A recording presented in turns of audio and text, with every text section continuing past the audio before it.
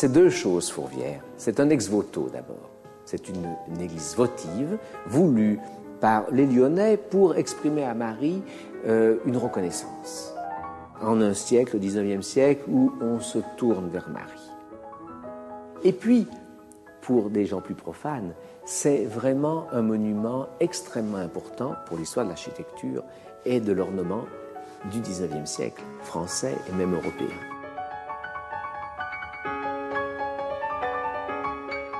Émile Bernard songeait-il à Fourvière lorsqu'il écrivit « La plus haute pensée exprimée par la forme la plus grandiose, tel doit être le guide infatigable de l'artiste. » Pierre Bossand, l'architecte de la basilique, dont le nom est à jamais lié à celui de Notre-Dame de Fourvière, savait cela.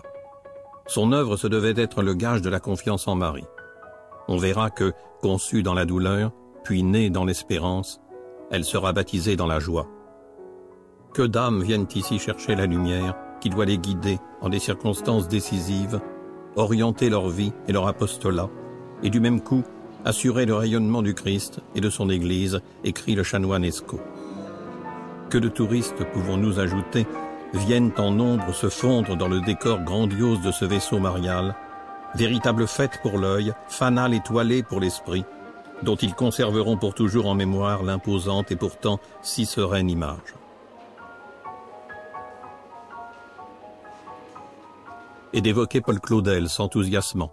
Avant que Rome eût rien formulé, Lyon, sur sa plus haute colline, a cru en la mer immaculée et lui fit entre les deux guerres pour l'empêcher à jamais de s'en aller cette arche forte, pareille à quelque chose de précieux et de fermé qu'on exalte entre ses mains dévotes. Pouvoir raconter l'histoire de Fourvière à la fois haut lieu de tourisme et de culture, repère dans le paysage comme une sorte de phare en pleine terre, est un privilège.